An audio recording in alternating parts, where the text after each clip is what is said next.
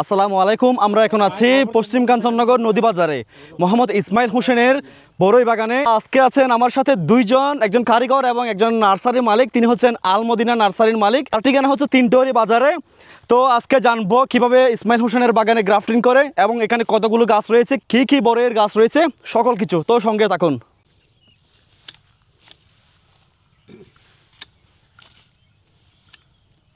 আসসালামু আলাইকুম, আপনার নাম কি এবং কোথা থেকে এসেছেন? ভাই আমার নাম মোহাম্মদ মনিরুল ইসলাম, আমি আসছি হলো রামগড় থেকে। গ্রাফটিং বিষয়ে আপনার কত বছরের অভিজ্ঞতা? ভাই আমি গ্রাফটিং করতেছি আজকে আপনার প্রায় 15 বছর।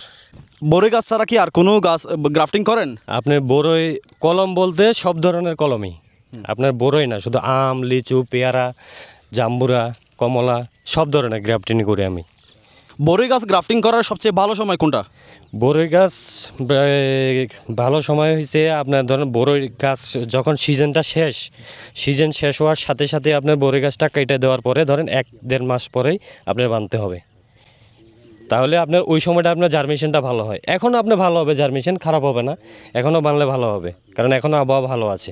গ্রাফটিং করতে কী কী উপকরণ লাগে? গ্রাফটিংয়ের জন্য শুধু একমাত্র আপনার একটা পলিথিন লাগবে, আর একটা ভালো আপনার কি মানে ভালো গাছের একটা আপনার কেদে ঢাল লাগবে। মানে যে গাছটা আপনার কেদে মানে গ্রাফটিংটা আপনার এই গাছের ফলটা যদি ভালো হয়, যদি বোরের কুলটা যে কোনো যে আম অথবা এই গাছের আমটা ভালো আছে, আপনার একটা ঢাল সংগ্রহ করলেন ভালো মান দেখা, তাহলে নির্বাচন করে আনিয়া দিলে আমরা গ্রাফটিংটা করতে পারবো। আমরা কোন ধরনের গ্রাফটিং বড়ই গাছে সবচেয়ে ভালো কাজ করে? সবচেয়ে আপনার বড়ই গাছে আপনাকে ভালো কাজ করে হলো চোখ কলম যেটা আছে ওটা।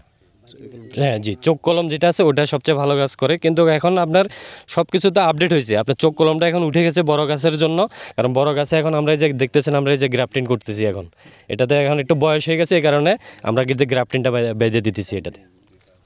গ্রাফটিং করার সময় কোন দিকটা সবচেয়ে বেশি গুরুত্বপূর্ণ বা মনে রাখতে হয়, কোন জিনিসটা? সবচেয়ে আপনার কেদে গুরুত্ব রাখতে হয় আপনার ঢালের দিকটা, যে যদি আপনার যদি যে সায়নটা নেবেন ওই সায়নটা যদি ভালো না হয় তাহলে আপনার জার্মিনেশনটা ভালো হবে না। একজন নতুন কৃষক বা নতুন উদ্যোক্তা যদি গ্রাফটিং শিখতে চায় তার ব্যাপারে কী বলবেন আপনি? আপনার নতুন কেউ যদি শিখতে চায় এটার প্রতি আপনার আগে আপনার কি মানে যথেষ্ট পরিমাণে আপনার কিন্তু এটার পিছনে শ্রম দিতে হবে, এবং কি একজন যে আপনার ভালো ভাবতে পারে গ্রাফটিং যদি এলাকার ভিতরে কেউ, তাহলে ওনার সাথে আপনার গেদে যোগাযোগ করে ওনার কাছ থেকে আপনি শিখতে পারবেন।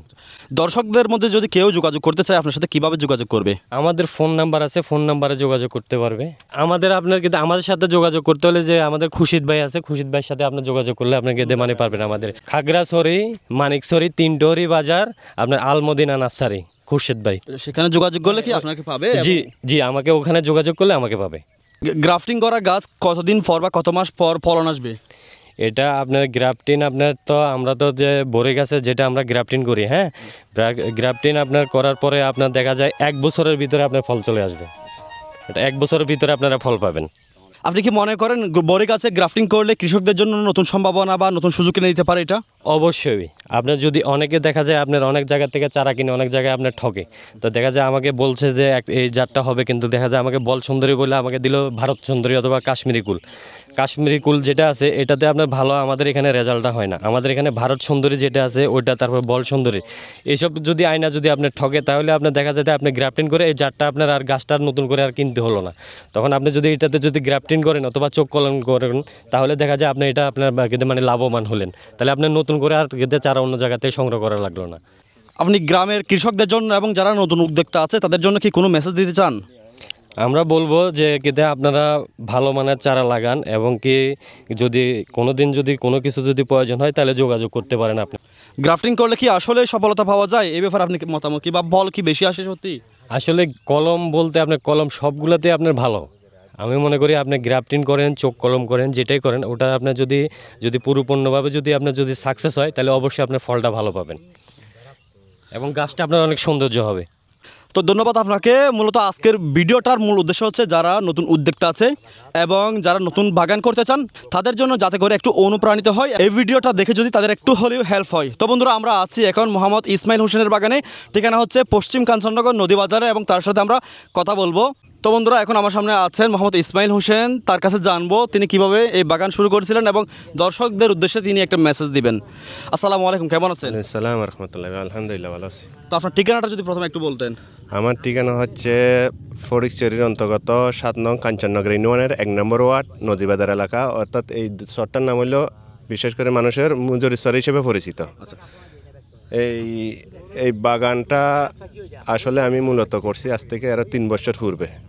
তা আমার এটাও না, আরও বাগান আছে, আমার আম বাগান আছে, লিচু বাগান আছে, এটার সাথে সাথে বড়ই বাগানও আছে। তো আজকে আমি কারিগর নিয়ে আসছি। আমার এখানে আগে আসিল বল সুন্দরী, এখানে আমি আরও 2-1টা জাত নির্ণয় করছি, যেমন বারস সুন্দরী এবং কাশ্মীরি কুল। দেখি কোনটার ফলন কিভাবে কতটুকু সফল এবং গ্রহণযোগ্য হয়। যদি শ্বাসের সাথে যদি সম্পৃক্ততা না হলে তাহলে আমি বুঝতে পারবো না। তবে আমার বল সুন্দরীটাই মনে হয় সবচেয়ে বেটার, কারণ সফলভাবে আমি আজকে 2 বছর ধরে আলহামদুলিল্লাহ আমার যথেষ্ট পরিমাণ ফলন হয়েছে এবং যথেষ্ট পরিমাণ লাভের মুখে দেখছি আমি। আচ্ছা, আজকে তো কলম করে দিচ্ছেন, ফল আসতে আমার মানে কতদিন লাগবে? ফল আসতে এটা আপনার ভাদ্র মাসের দিকে প্রথমত মুকুল আসবে, আশ্বিন কার্তিক অগ্রহায়ণের দিকে কুল ফাঁকা শুরু করবে।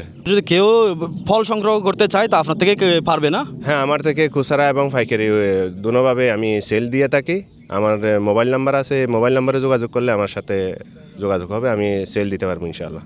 আজকে ভিডিওটা করার মূল উদ্দেশ্য হচ্ছে যারা নতুন উদ্যোক্তা বা যারা নতুন বাগান করতে চায় তাদের জন্য যদি একটু হেল্প হয়, তারা নতুন উদ্যোক্তা আছে তাদের বিষয়ে যদি একটু বলতেন কিছু। যারা এই সমস্ত বাগান করতে আগ্রহী তারা করতে পারবেন বিন্দাস, কারণ এগুলার মধ্যে সবচেয়ে হইল বাগান করার আগে নিজের ভিতরে একটা অনুভূতি থাকতে হবে, এটার প্রতি ভালোবাসা থাকতে হবে যে আমি এই জিনিসটা করব। শুরু যদি না করেন আপনি করার কোনো আর মানে হয় না। আমি এটা যদি করতে চাই আমার এটার সাথে সবসময় শ্রম দিতে হবে, এটার ভালোবাসে। একটা যখন সন্তান যখন ছোটো থেকে জন্মের পর থেকে যখন লালন পালন করে বাগানটা টিকতে তো পারি একই অবস্থা, যে কোনো কাজের ক্ষেত্রে এটা সবসময় ভালোবাসা দিয়ে এটা লালন পালন করতে হবে, তাইলে আপনি সবাই 100 হবেন ইনশাআল্লাহ। ধন্যবাদ আপনাকে। আসসালামু আলাইকুম। ওয়ালাইকুম আসসালাম রহমতুল্লাহ। ধন্যবাদ দর্শকদেরকে। আচ্ছা।